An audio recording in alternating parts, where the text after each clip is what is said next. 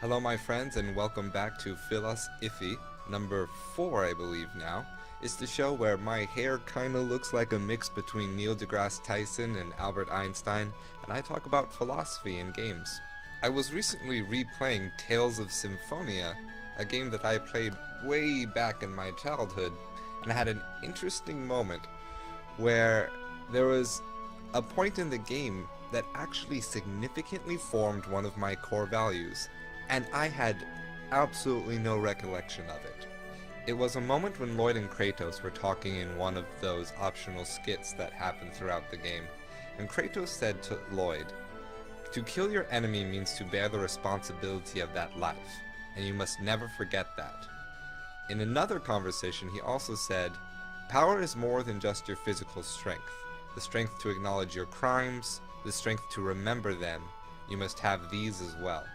Now Kratos, who used to be a half-elf in the parallel world of this game, lecturing Lloyd about taking responsibility on his actions rather than attacking his hatred of half-elves, which were actually an oppressive race in his world, made Lloyd pause for a moment and consider the seriousness of taking life.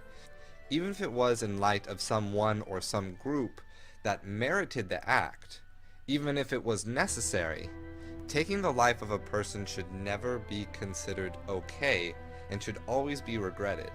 That was the lesson that Kratos was giving Lloyd, and it's something that actually stuck with me for a long time. This random and unexpected blast from the past got me thinking about the role of nostalgia in determining one's beliefs. In reviewing past beliefs and in evaluating, as individuals, our philosophic progress in life. This puts us back in the realm of human existentialism, particularly in regards to self-consciousness, what it means to be a self-conscious being, how can we define self-consciousness, and how can we know that we possess it. Since I'm somewhat biased towards Immanuel Kant, I tend to look towards his explanation first. Kant defines self-consciousness as one's ability to distinguish an objective reality rather than being wholly immersed in one's perceptions of that reality. To describe it in a super simplified way, let me quickly run through the example of the four-sided house. Imagine you are looking at a house that is large enough and arranged in such a way that you cannot see all four sides at once. And so as you look at each side individually, taking them in as separate perceptions, you rightly associate those four sides together as components of the object reality of the house.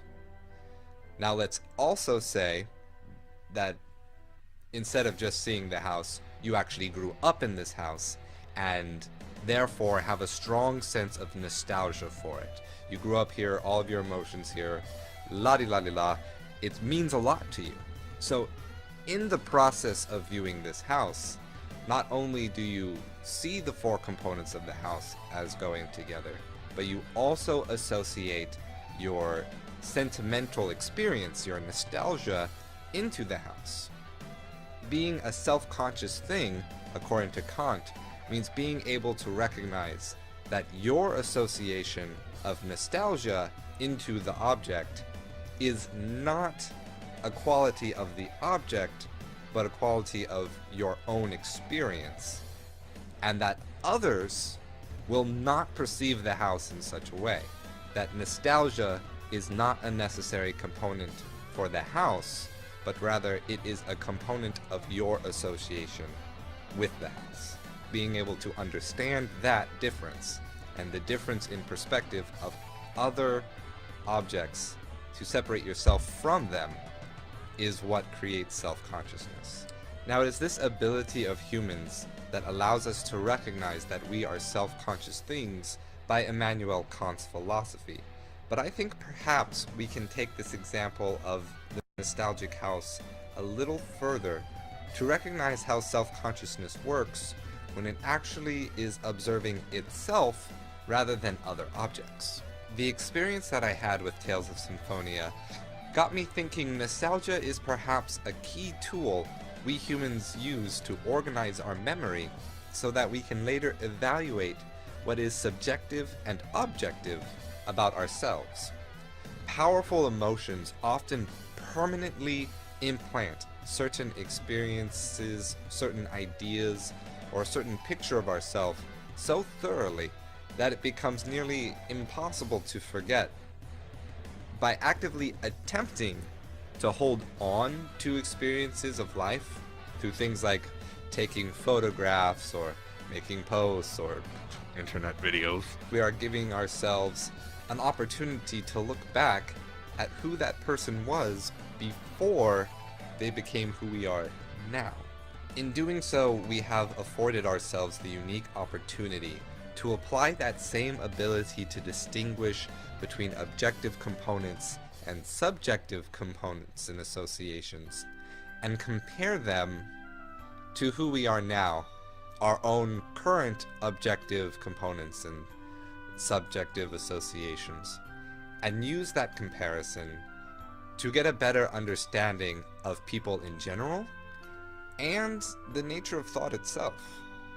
Nostalgia allows us to scrutinize certain ideas or beliefs that we once held in a way that provides live evidence as to the quality of those ideas, and in turn encourages us to scrutinize our present self and our present ideas and beliefs in the same way.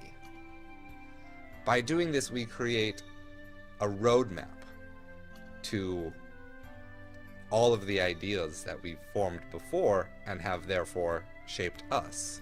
It's as if we were writing a research paper about our own lives in our head, and this tool of nostalgia allows us to go back and correct the ideas that we got wrong. Well, anyway, that's all I have for you today. Thanks for listening to one of my random diatribes again, and I look forward to seeing you in the next little chat on PhilosIffy. Sa filo.